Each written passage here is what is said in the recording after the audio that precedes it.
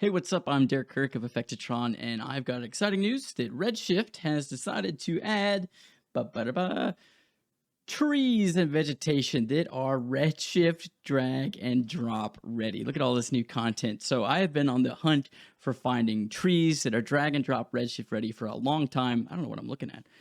But basically, finally we have them. The good thing is, like, normally I have to buy trees, and then, if they're PPRs, if they hook them up, build the materials, and then they work fine. Yeah, but finally we have drag and drop trees that are actually really pretty and are Redshift ready. So this is awesome. Now, it's not a huge library, but I'm not complaining. I'm just hoping that they keep expanding it because obviously, I mean, this is awesome. There's no pine trees yet, but there are really cool maple trees, there's ginkgo trees, there's these really nice cherry trees and palm trees. So already we've got a couple grasses. We don't have like regular grass though, but that's one thing I would really love to see. Obviously we have Quixel and stuff that we're going to use for that, but obviously those come with subscription if you want to use it for paid work. So just having this stuff inside of Cinema 4D, the asset browser, ready to go. Just make sure that you update your Maxon app. So get on your Maxon app, make sure it's up to date, and then update your Redshift to be 3.5.16, and that's going to add all this nice new Redshift stuff.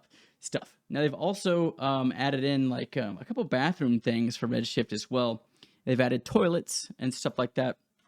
So pretty cool. Basically, if you ever are curious and you haven't used the asset browser much, you definitely need to because they keep adding more stuff in here. So just search Redshift every now and then. You'll see there's actually quite a large collection of Redshift objects in here now, which is pretty cool. And obviously there's also a lot of Redshift materials being added regularly too. So pretty much each update, they keep pumping out more Redshift stuff, which is awesome. Like some of these new thin plastic transparent films and stuff like that.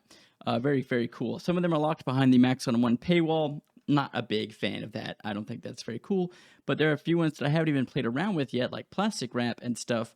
And basically, if you don't come in here and search for things, you're not going to see it. Like nothing pops up and tells you, hey, new Redshift assets. So at least not for me. So be sure to check that out and look that up because there's a lot of really cool assets in here that even if you're just learning Redshift and starting with that, one, you can use them. They're really cool. But two, you can kind of backwards engineer them to figure out how they made it. Some of them are just, PBR based. They're based on texture images, which kind of teach you where things plug in a little bit.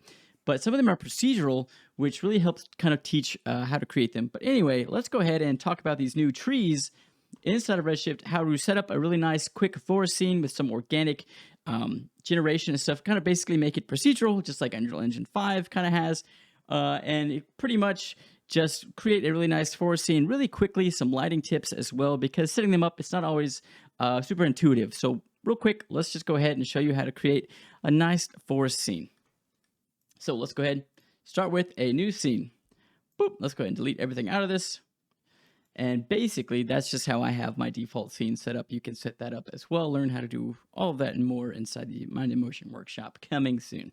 All right, so first things first, let's go ahead and create a landscape. And the only reason I create a landscape versus a flat plane is basically landscape's just going to basically a plane that has displacement on it already. And the reason I want displacement is because basically if I'm going to come down here and make kind of a shot that's kind of looking out over the horizon, having just a flat horizon line is kind of boring unless that's kind of the focus of your scene. So like, a desert road or something like synthwavy, where it's like perfectly flat. And that's kind of the cool, like an ocean. It's always pretty cool. But when it's like trees in a forest, it's really nice to kind of have the ground give those trees that little elevation shift and kind of break up that horizon line just a little bit. So that's really the only reason why we're going to use the landscape. So we're going to go ahead and add zeros to each of these values just to make it big because trees are big. They need a big landscape. And we're just going to go ahead and we're cool with this. What we've got here is totally fine. If we wanted to change the seed, get completely different looks, scale this up, down, whatever. But we're going to go back here and just click seed 0. And we're going to take our scale and just scale it down a bit like that. And we'll maybe crank these up to 400 and 400.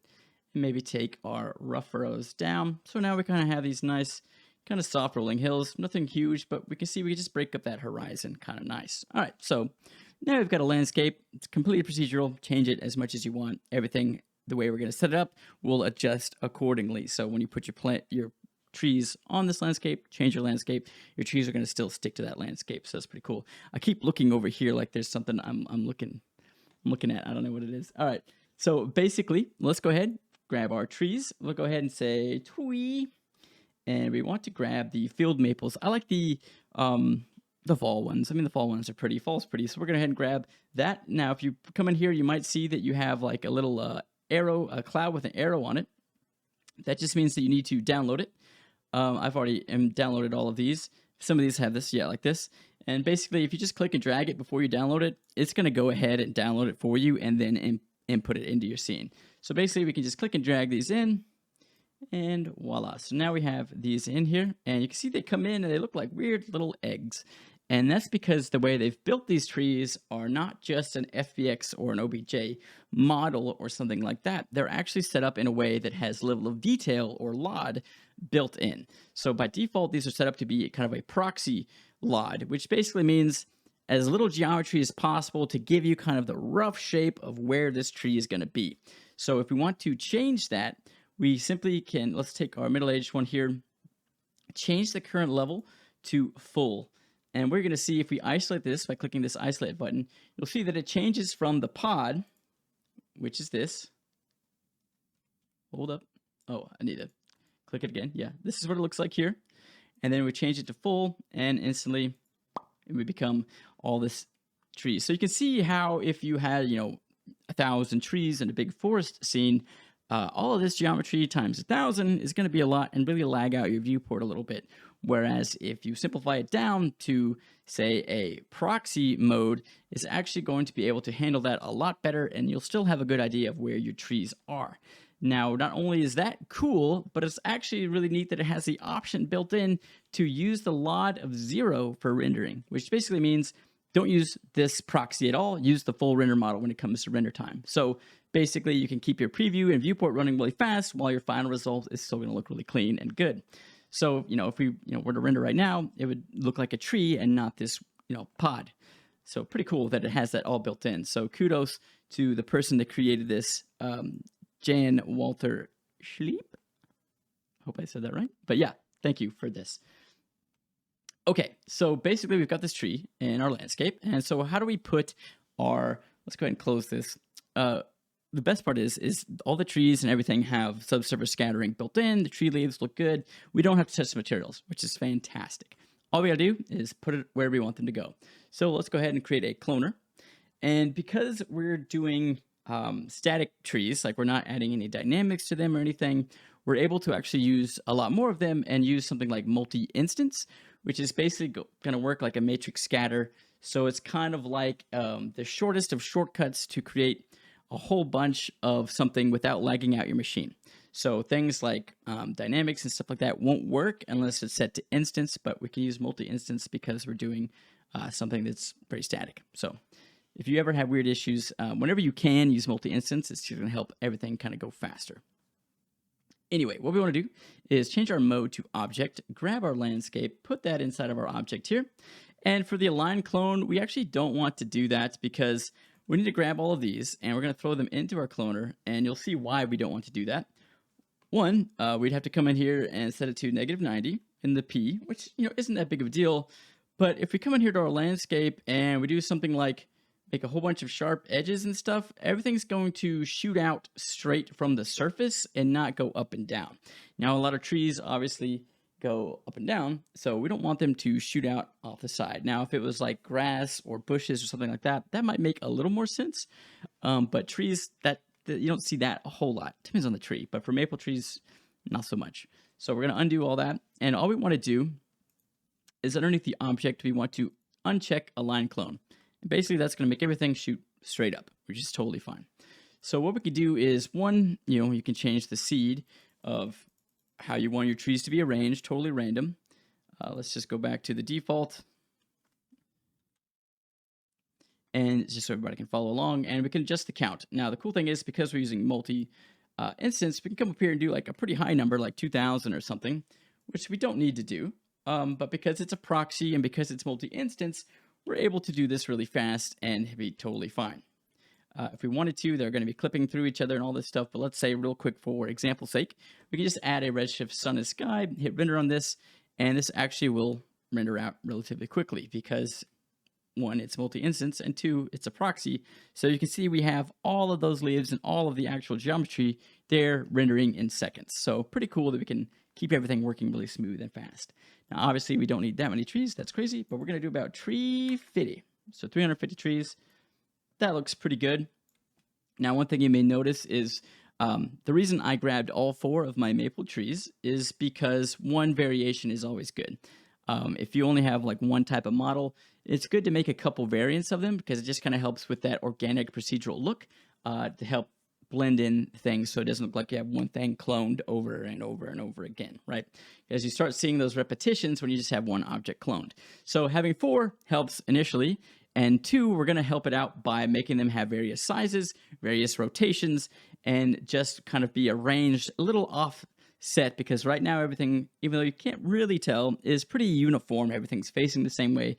This tree right here in the front is facing the same as this tree back here in the back. So, you know, you could start seeing that repetition. So we're going to go and fix that really, really simply. And that is by going over here to MoGraph, Effector, and then a Random Effector. And you need to have your cloner selected when you do that in order to add it underneath the effectors. If that doesn't add it, basically you just grab your effector and drag and drop it into your cloner effectors to make sure that it is actually affecting that cloner. So what we want is inside of the parameters tab of this random effector, we just want it to 1, offset the position of some stuff, 2, rotate some stuff, and 3, adjust the scale of some stuff. So pretty cool. We can come in here and we probably don't, I mean, if you know your shot, you can mess with the Y, which, you know, is going to put our trees randomly somewhere between 0 and whatever value we have here offset. So, you know, we can have some cool height to our trees that way. But you don't want to go too far and like you don't want to stretch things out and stuff like that. And obviously if we went down here on the forest level, some trees are going to be clipping into the ground and some trees are going to be flying up in the sky. So we don't really want to mess with that too much. I would say maybe 20 would be as much in the variation on the Y as we want to go. Now the X and the Z, we can start crisscrossing those and making those a little further. And yes, it's going to put some trees into each other, but that kind of happens in life a little bit anyway. And if you ever think it's too crowded, basically come in here and lower the count if you want, like 200. If you think 350 is too much. But now we're starting to see some pretty big gaps and stuff. So I'm going to go back to tree 50. And I just wanted to say that again. Such an old reference. Mold. Basically, now that we have that set up, we can, you know, if we want to look at this from a top view, we can really see what this is doing. So off, everything's kind of, you know, pretty even. All these planes are kind of starting off in this point. They're a little scattered because of the landscape, but not really as random as we want them to be. So adding this in obviously just kind of makes those float around a little bit better. Second thing we need to do is inside of our cloner, rather than clones set to iterate, we actually just want these to be random. So now it's not going to go this one and then that one and then this one and then that one, which is what it was doing. Now it's going to randomly apply any of these trees to any spot. So now any tree can be anywhere, which helps, again, add with that organic chaos, right? So besides that, we also have the parameter of the rotation, which is a big one here. So we want to adjust the H, which is going to rotate our trees around on their, basically their Y-axis. And that way, we can just crank that up to like 900 something, whatever. And basically, it's going to say, I want this tree to have a value somewhere between 0 and 977 degrees at each point. So every single tree has a different rotation value, randomly assigned. And then we're going to come in here and say for the P and the B, the peanut butter, we're going to go 8 and 8. Just so if you come down here and look at this, just so our trees aren't perfectly straight up, but they're not so crooked that they look weird. Now, because we set our Y up to 20, some stuff is flying. So we could lower this down to -20. So really it's more like, but that's still going to have stuff flying. So what we want to do is just grab our cloner, hit E, and just push it down. Oop, grab our cloner, go to the transform value, and then just lower it all down until everything's kind of in the ground, if you want. But really, I think, honestly, I would just come in here and to a random effector, and I would just set this to 0 and not have that Y be of any value. And maybe just come in here and lower this down just a little bit. And if you start seeing stuff fly off like this too much, that's because, well, you're offsetting so far away from the points that it's getting a little too much. So maybe we just add a little bit less of that craziness and we still have some nice nice looking trees and a forest here.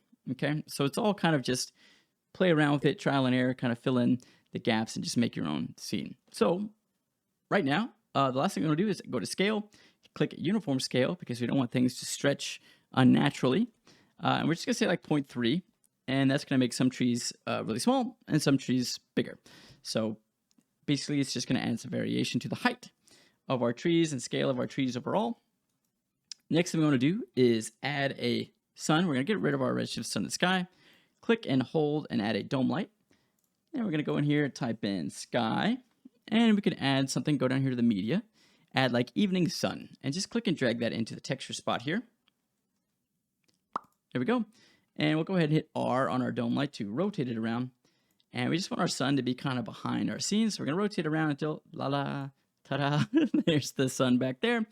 And what we could do is just increase the intensity of this up to 2, just so it's a little bit brighter, but without washing it out.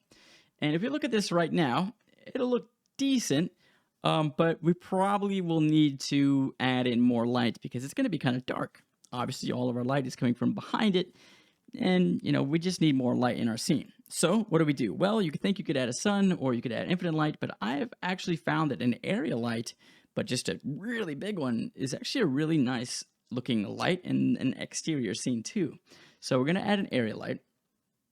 Click the area light, click this triangle, bring it down, click add target and null. And that's going to go ahead and create a target, attach it to our light. So now we can come in here to our orthographic view by clicking middle mouse, hit E, and just pull this light back till it's like going behind our scene. There we go. We can see it in our scene. So this is where the sun is over here. And we can just pull that up. And we just want this to be huge. So we're going to go ahead and just add a 0 in here so we can see it a little bit better. Switch it to a disk.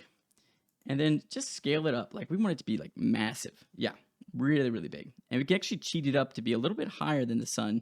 And it should still look pretty good. We'll take a look at it here in a second. Now I want to take the color of this sun, take it to temperature, and set that to about 4200. That's going to be about golden hour type of lighting. A little bit. Not quite as orange as an Edison bulb or anything like that, but not quite daylight either. So we got that going, and then I'm going to take my spread and pull that down, and that's just going to kind of focus in that light so we get more of those daylight shadows, those harsher shadows versus an overcast kind of day because, the sky map we're using is, partly cloudy, so it's not going to be like super intense, but should look a little better because the sun is very powerful. So let's go ahead and hit render on this now that we've added that giant area light back behind our scene. Ta-da! So now we're actually getting that SSS coming through in these trees where we're getting those trees that are kind of closer to the sun are really getting a lot of that power and that intensity, and they're a lot brighter than the trees in the back. But we're also still getting some light on those trees in the back because that light is so strong, it's coming through our leaves. So very, very pretty. We could probably come in here and lower this down to maybe 60 because we want those highlights around the edge, but we don't want it to be so bright that it doesn't look right. We don't want it to be like, well, that doesn't even make sense because right now, I think if we lower this down a bit, we're probably still going to kind of make sense. Like it doesn't look like an abnormal amount of light for this scene. Pretty cool. So what we can do is just come in here and let's go ahead and create a camera. So we'll grab our perspective view, click Redshift camera, make sure we're inside of it, and we're going to go ahead and up it to a 50mm lens. This is going to be a little tighter lens. We'll have to pull back up and maybe look out a little bit more if we want that sun to be in there. We'll pull up a little bit more, but we just want a little bit of that sky. We really want the trees to be the focus. So maybe we'll even angle it down like so. And honestly, we could probably put, if you're seeing any gaps in there, you can throw a texture on your ground because right now it's white. So let's just create a texture real quick that's kind of like just a dark green. Very, very basic texture. And just throw that on our landscape just so we kind of have like ground color bouncing back up. It's not really important because we're not going to see it much. So let's go ahead and tilt down. I want more of that sun in there. Pretty good. Come down here. I'm liking the way this is looking. Obviously, you can play around with different looks. Change your angle and maybe it's like too bright this way. Okay. Maybe. Then you can just adjust your lights accordingly. And maybe we'll realize maybe it is just too bright. Maybe 10 looks pretty good. Now that looks a little more like light coming in from the sky. So let's see what it looks like now that I turn back around and go this way. Is that going to look a little more natural? Because maybe what you thought looked good maybe from a different angle doesn't quite look as good, which doesn't always really matter because one, if you're doing a still shot, it just make it look good. But two, if you're doing an animation or you want that flexibility to make it an animation or something like that, you might want to try looking at it from another perspective. It's always going to be helpful to do that. And I think this actually looks even better. So I'm quite happy with that. I think the last thing I want to do is to come in here, inside the render view here, open up this little setting, do a LUT, boop, and I like to use the medium high contrast, bring it down, turn on color controls, bring down that contrast a little lower. Hi, Lava. And then all I want to do is come down here, turn on bloom. Oh, sorry, I just poked my dog in the eye. Hi, sweetie. Got your backpack? Hey, so my dog and daughter just walked in. So where was I? We've been on a walk and had dinner and everything, normal life things. I'm trying to resume back where I was. Basically, we have now rendered it out and we're ready to add the post effects. That's what I was going over. Normally I use this Filmic medium high contrast. It's kind of basically like a really sharp S curve when it's at all the way up to 1. So sometimes I dial it back.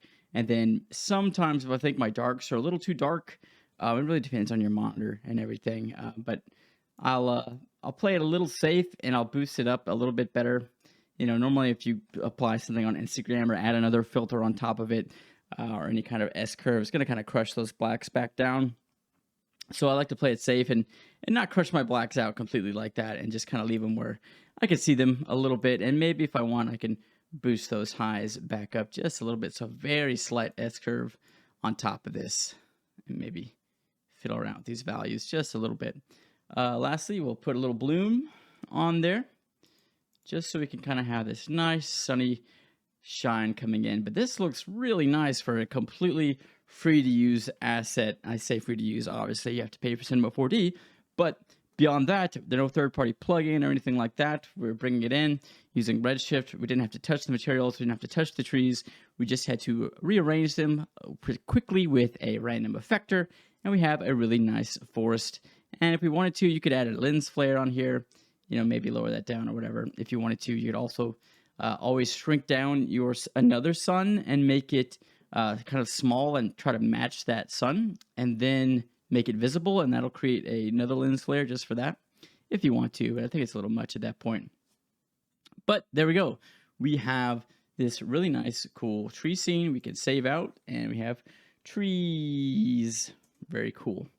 So you have this really nice forest, and obviously one thing I do want to mention, because looking at this, it looks great, and it's really cool to show this from the top, and that's one perspective. I could end the tutorial there, but I just want to mention that you really start to face some challenges when you get into going underneath the treetop. So what I'm talking about here is basically, if I go back to my progressive render on this, we have it looks nice. Now let's go down underneath our trees, down here in the ground, and look up.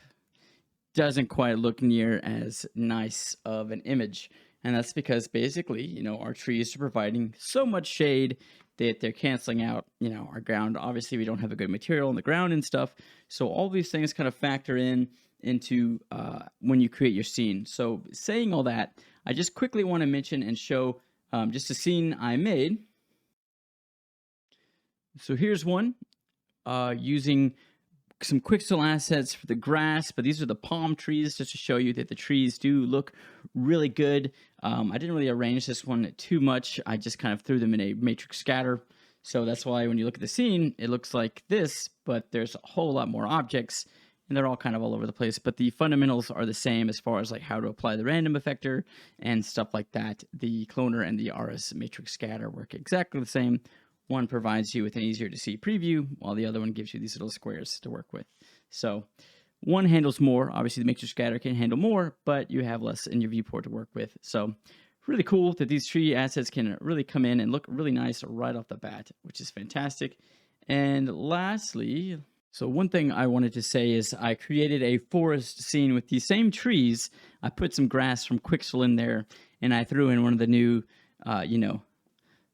assets from the asset browser.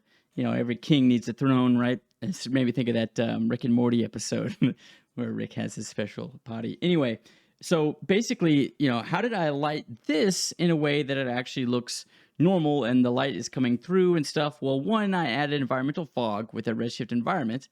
And two, inside of my area light, I went into the details tab and I upped the global illumination all the way up to 20. So basically it's going to bounce light around even more. So if I lower this contrast up, you're going to see we actually have a little bit of light in here.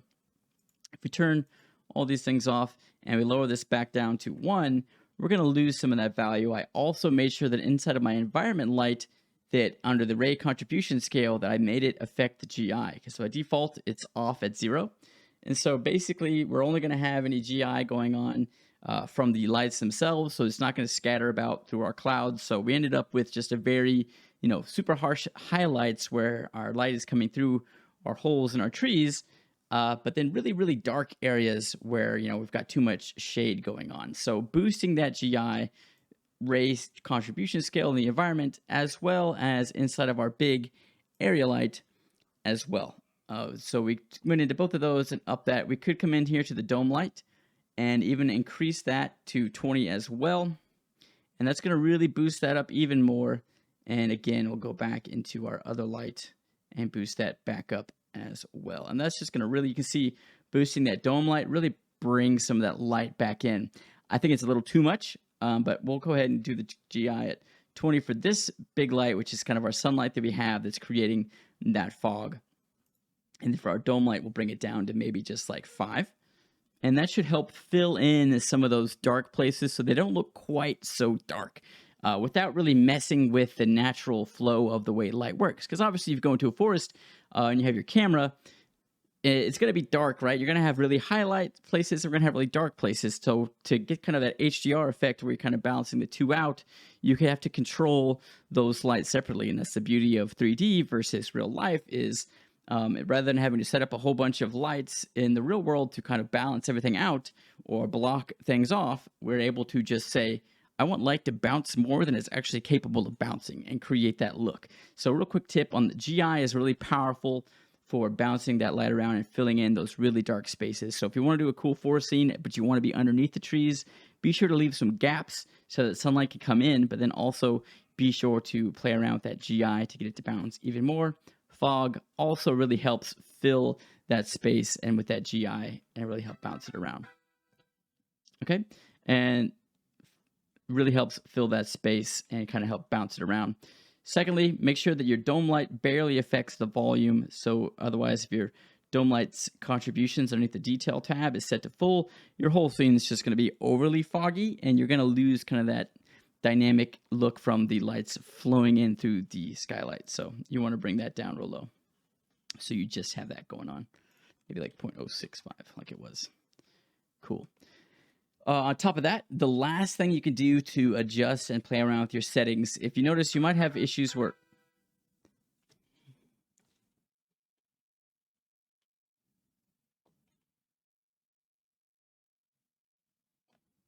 you might have noticed there's not really like a slider for brightness and stuff in your post effects, but there is actually inside of the optical tab here. It's also inside your Redshift camera under the optical tab there.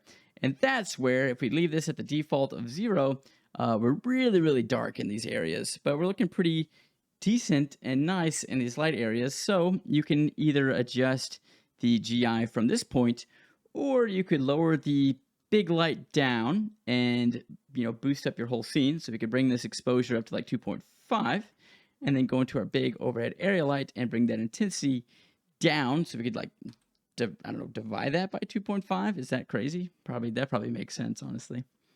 Yeah, so now we kind of have that same kind of brightness from our big area light, but we also have a little bit more of that ambient GI light inside of here. So we're not so dramatic with a blown out bright light and a dark light. So we kind of have a little more of a natural looking scene. There you go. So just a quick tip with doing the forest and stuff.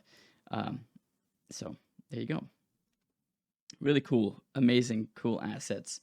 I show how to do the grass and set up an entire scene in the Mind in Motion workshop. But again, same kind of setup with the dome light and an area light.